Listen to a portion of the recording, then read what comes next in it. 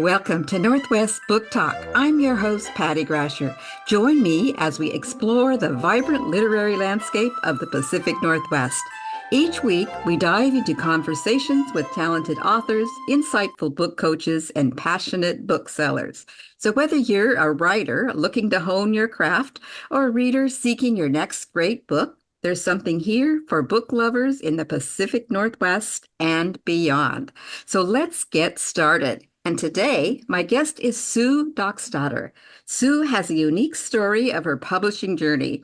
It begins with her mother in a small garden in England and journeys to Sue's writing and publishing in the Pacific Northwest. It's a fun and amazing journey, and Sue offers some insights to writing, publishing, and marketing home and abroad. So welcome, Sue, to the program.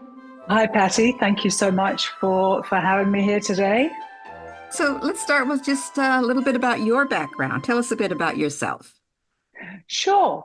Well, I grew up in rural England. I started my life working as a lawyer. I left England on a wild adventure in 1986 to go work in Hong Kong, and haven't lived in England since then. Turned out that I met and married my husband, Lee, in Hong Kong.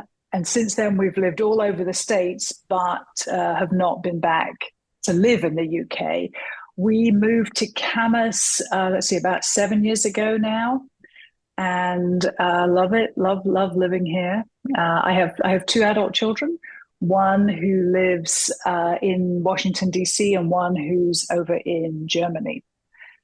I also have a dog, an 18-month-old Jack Russell mix who's called Charlie. He's a rescue, so we're not quite sure what he's mixed with, but he certainly keeps us on our toes and is certainly one of my writing muses. So having started in the UK, we've lived all over the place, and I've done umpteen different things depending on where we were living. I've worked as a nonprofit consultant. I've sold Asian antiques. And then since moving to Camas, I've been volunteering for a whole bunch of different nonprofits and actually started working as a mediator for the small claims court here. So I do still manage to get a little legal fix in here and there.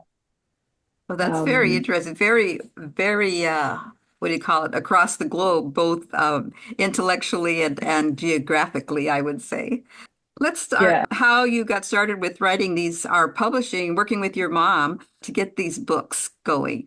Yeah. So when I moved to Hong Kong, my mom was worried about my children losing touch with, where their grandma lived and anything to do with England.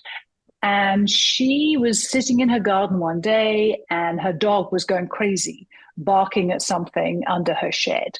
And she was like pondering what that could possibly be and thought, oh, it must be a mouse or something. And then the next day, there was a little hedgehog walking down her garden path. And she thought, oh, maybe they could be friends. Maybe that could be a story. And so she decided to write these stories about this imaginary mouse and his adventures as a way to connect with her grandchildren and inspire them, with a love of the English countryside. So she would send my children letters and include a chapter that she had written about Henry the mouse, he's called Henry, climbing the churchyard wall or falling in a muddy river or, discovering the delights of waking up on a snowy morning, whatever little escapade she had come up with that month.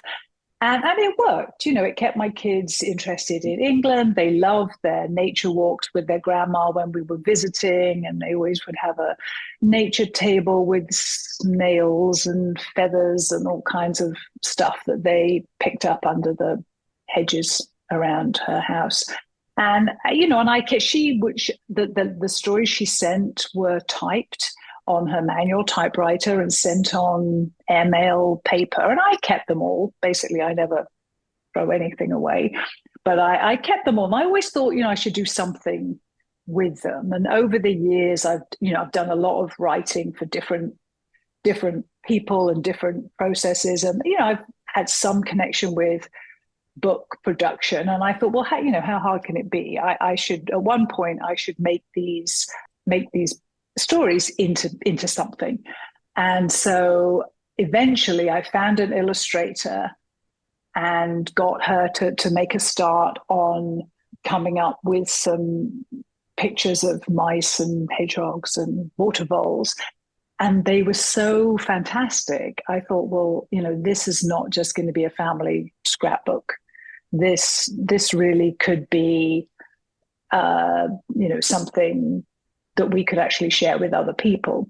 But I still didn't really know what I was doing. I still didn't really know much about producing a book. So we didn't really enter into it in with a commercial mindset. I just got on with producing the book. And the first book I gave her completely as a surprise.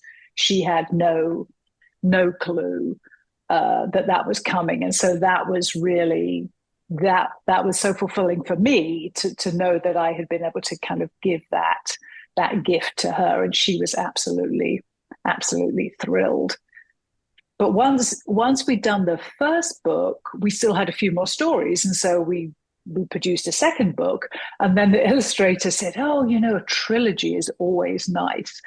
And so then, by this time, Mum was in her 80s. I mean, she wrote the original stories when we were in Hong Kong, like 25 years ago. And so I kept them for some while. But anyway, in her 80s, she thought, well, I can write a few more. And so then she wrote another whole set of stories, which gave us the third book. And that was, I thought that was it then. But she had other plans. Yeah, I love the books myself. I've seen them, read them, and passed them on to people at the bookstore that I work at. So, but what were some of the marketing things that your mom did in England to sell the books? She started off, she spoke to a couple of school groups. She found that rather tricky because the children were kind of wriggling and wiggling and not always the best audience. So that was one thing she did. And then we found out that there was a local radio station quite close to where she was living. And I had approached them and said, oh, you should interview my mom. She's a local celebrity. You need to get her on. And they did that. They interviewed her as on their kind of similar to this kind of a book talk program they had. But then they decided to actually start a story time slot where I think twice a week, they had mum reading one of her stories. So it just makes me giggle that, my mum in her 80s had to walk about a mile to the radio station, sit down, read her story, and then a few days later it would be broadcast out to the local community, which was pretty exciting stuff in your 80s to start to learn how to record for the radio. So that was something new and different. So were any of these put into form where you could hear them, or was it just something that? Yes. So the first few times I tried, I would get up at all kinds of weird times of the day and night to try and listen to them, and realized that she was doing she's a very good reader of stories. She does all the little voices and she wrote the book, so she kind of knows what she's trying to say. So she's a very animated reader. And yeah, I contacted the radio station and said, oh, please, can I have access to the recordings? And they very kindly sent me the files. So all the recordings of mum reading the stories are on our website. And my kids keep nagging at me and saying, make sure you've got them backed up. We need to make sure we keep those for posterity of having mum reading her stories. So I've got them kind of in 2 or 3 different places. So I'm hoping that I've got them safe. So I'm going to go back just a bit. What was it Yeah. like to produce the books? So you had the pictures, you had the story, and you had to put them into book form. Yeah. I mean, I didn't really know what I was doing. I'd done lots of writing over the years for other people, magazines, web content, and I'd done a little bit of book related work, but mainly just kind of helping people with ideas rather than actually producing a book. And, I kept thinking, oh, it can't be that difficult. But the editing just about drove me nuts because the illustrator we had who is lovely, but every time she tweaked an illustration, all the words would get messed up. And so I must have read those books like a million times. And I decided right from the beginning that I wasn't going to edit them too heavily. I wanted them to be Mum's words because, as I said, we didn't go into this project with a commercial mindset. I wanted to just preserve what my mum had written. But some places there was repetition or something didn't quite make sense. So I was editing it. So I was very cautious to edit it very lightly so that it sounded like her and not like me. But as anybody who knows my mom, we actually sound very similar. We have a very similar kind of turn of phrase. And, when I'm reading her stories, her voice is so bold to me. I can hear her voice throughout everything she's written. And so it was actually much easier than I anticipated to edit and maintain her style. So I did try very hard to do that, but just, took out the bits that didn't quite make sense or where there was unnecessary repetition or whatever. So you didn't have a publisher. I know in the beginning you didn't have them on like Amazon or something like that. So did you find a printer? What was your task for Yeah, that? so again, not really knowing what I was doing, I just thought, okay, we've produced a book, we'll just find a printer and we'll just print a whole bunch of books. And so that's what we did. We just printed a few boxfuls. And the first print run was here in the States, and she was visiting at the time, and so that was fun that she was here as the boxes arrived, and we were able to sort of have fun together of unboxing the books.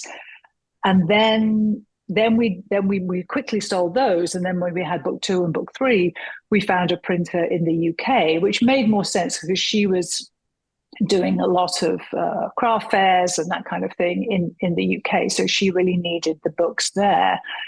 And then I realized that, Mum was getting older. She could only take the books to places she could get to on the bus. And so it wasn't really very practical for us to be selling them sort of by hand, as it were. And so then I looked into getting them online. And so unfortunately, we had to have them all reformatted so that they would work for print on demand. So now we have the books are all available through Ingram.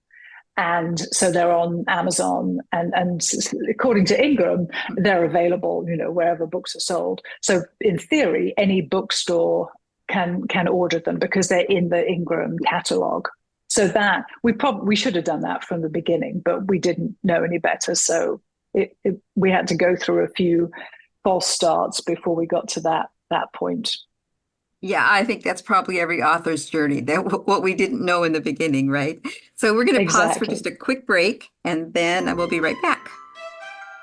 You're listening to Northwest Book Talk. I'm your host, Patty Grasher, and I'm here today with Sue Dockstader, writer, editor, and self-publisher. We pause for a brief appreciation for our sponsors. When we come back, Sue is going to share her current Henry project and her own writing journey moving forward. Stay with us. Discover Alaska Amplified. Princess Cruise Tours offer a variety of adventures. Embark on a 7-day voyage of the Glaciers Cruise, complemented by scenic rail travel and land tours. Accommodation on land include Princess-owned wilderness lodges, offering an authentic Alaskan experience. Visit travelcruisedesk.com for booking details and local expert guidance. That's travelcruisedesk.com or call 503-636-5684. KXRW programming like this is made possible with the support of the Columbian, proud to be Southwest Washington's leading news source. Since 1920, the Campbell family has owned and operated the Columbian and ensured its award-winning news coverage. For the most thorough daily coverage of local news, national news, and local sports, both in print and online, and for subscription information, visit Columbian.com. That's COLUMBIAN.com. Programming like this is made possible by support from High Five Cannabis, your local cannabis connection, in Vancouver and Stevenson, Washington. High Five offers flower, concentrates, edibles, tinctures, topicals, and more. Whether you're new to cannabis or know what you need, their staff is available to assist. If you go to highfivecannabis.com, spelled HIGH, the number 5, cannabis.com, you can learn about their specials like Munchie Monday, Senior Tuesdays, Waxy Wednesdays, and Loyalty Thursdays. Again, that's highfivecannabis.com. Welcome back to Northwest Book Talk. I'm your host, Patty Grasher. I'm here today with Sue Dockstader and the popular children's books about Henry the Field Mice and Friends. So back we are, Sue. Tell us about your current Henry project. Yeah, so as I said, we had the 3 books, and I thought that was it. We were done with the 3 books, and I was starting to get more interested in my own writing because having been involved in the marketing of Mum's books, I'd been taking webinars and seminars and meeting with a lot of other authors, which had piqued my interest in trying to write more for myself. So I was trying to focus more on that. And then at the beginning of this year, Mum presented me with 4 more stories and said, oh, wouldn't it be lovely if we had a book published in my 90th year, because she was 90 in August. And I was thrilled and yet horrified because I had kind of hoped that I had moved on from Henry, but no, Mum had other plans. So she had written 4 more stories. So I was trying to think what on earth we could do, because I'd reached back out to the illustrator of the first 3 books, who was also quite elderly. And unfortunately, she had had a stroke and was not able to do the illustrations for these new stories. So I was at a bit of a loss as to what to do, and I was procrastinating like crazy. At one point, I was wandering around a bookstore and I saw these activity books, and I thought, oh, well, maybe that would be an idea. I could do something a little bit different and just include the stories as just a kind of a solid text, rather than trying to have a very heavily illustrated book. And perhaps we could try and use some of the art from the previous books, because I really wanted it to have the same look and feel of the previous books. So I went back to the designer who's actually in the UK, who helped me do the conversion from the regular print books to the print-on-demand books, and made this suggestion. And she was like, oh, yeah, I've done loads of activity books. That would be a great idea. And she already had all the files from the previous book, so she had access to all the art. So that's what we did. I basically came up with a whole bunch of ideas for mazes and word searches, and we already had some coloring pages. And then I came up with all kinds of fun facts about all the different animals, because there's lots of different animals in these books: hedgehog, water vole, donkey, horse, lots of mice. But also got rabbit, fox. So there was lots of different animals. So I thought it would be fun to have some little facts. So we ended up with it's going to be about 44 pages of activities, and then placed throughout the book are the 4 new stories. But of course, Mum always wanting to surprise me with something. When my husband and I were visiting England in the spring, we stayed at a local pub in her cute little village. And I noticed they had some books there for their guests. And I suggested they might like to have the Henry books. And they said, oh, we would love to have the Henry books. So Mum went down and delivered the Henry books. And the manager of the pub said, oh, wouldn't it be funny if Henry had an adventure in the pub? And so, of course, Mum wrote another book, another whole chapter about Henry and his mates having a night out at the pub. So then I had five stories. So the activity book is it's a bunch of different puzzles and things for kids to do. And then there's 5 complete stories in there as well. So they're sort of what I now know is a term called 5-minute stories. So it's like a quick bedtime story, or someone who's a little bit more confident could read them themselves if they're not still wanting to have a story read to them. But so we've got the 5 stories and a whole bunch of activities in this really colorful, beautifully illustrated book. And the designer, as I say, she's pulled the illustrations from the other books. So all our friends from the previous books are featured in there as well.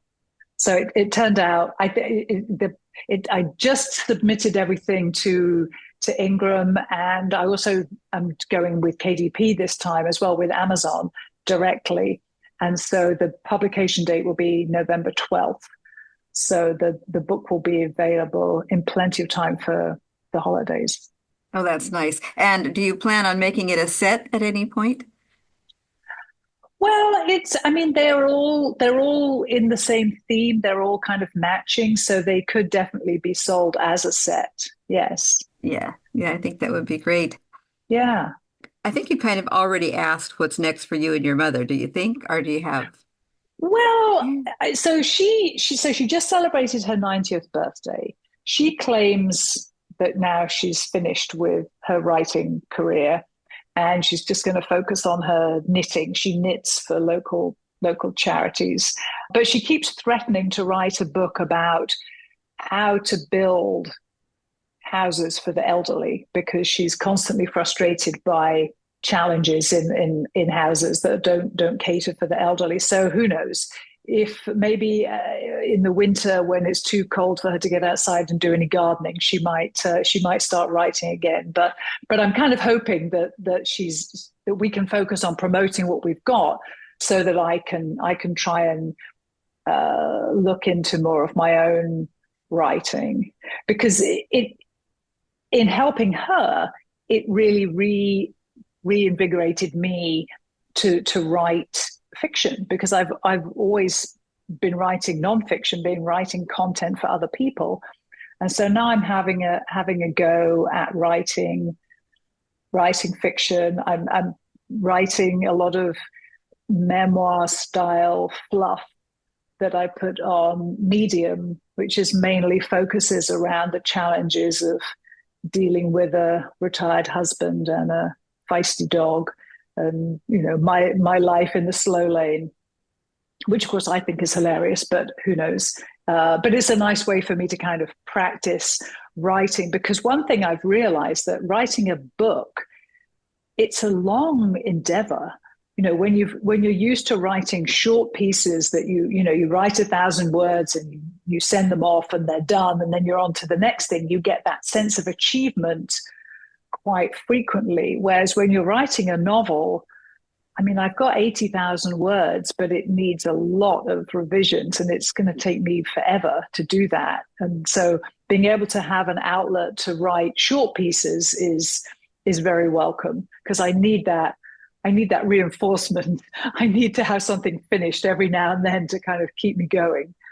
So tell us a little bit about your novel. Are you working with a coach? Are you just on your own? Or let's talk about your book. So the book, as I say, I'm trying to write what I know. So I'm basically writing about an older woman who's a little bit fed up with being underestimated, and she's working to salvage a nonprofit from going under with the help of a misunderstood dog.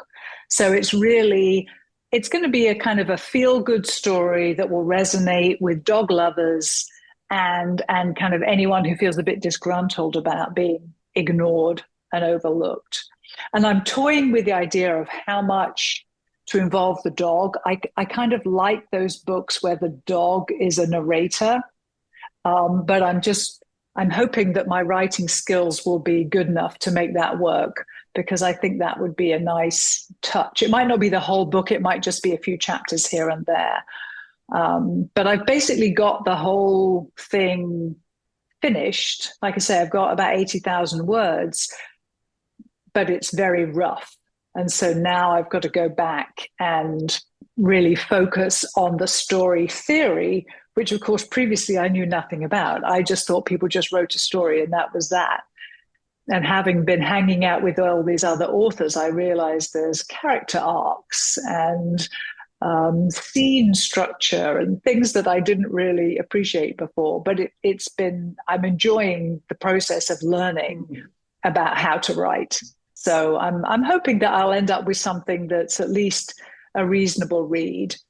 I'm not expecting any Pulitzer Prizes, but I would like it to be something that just makes you chuckle and feel good is the goal.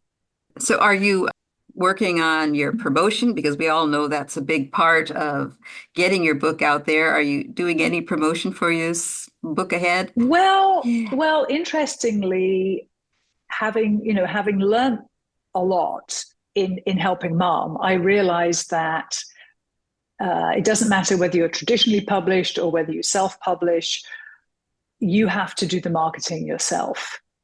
And so I have already set up my own website, and I'm starting to build an email list, because I understand that's the key to marketing these days. So I'm definitely giving it some thought, which I didn't with Mum's books at all until they were in my hand. So with this one, I'm hoping I'll be a little bit ahead of the game and by writing on Medium, which is the sort of online publication people may be familiar with, medium.com. I'm at least, creating a little bit of a following. So I'm doing something.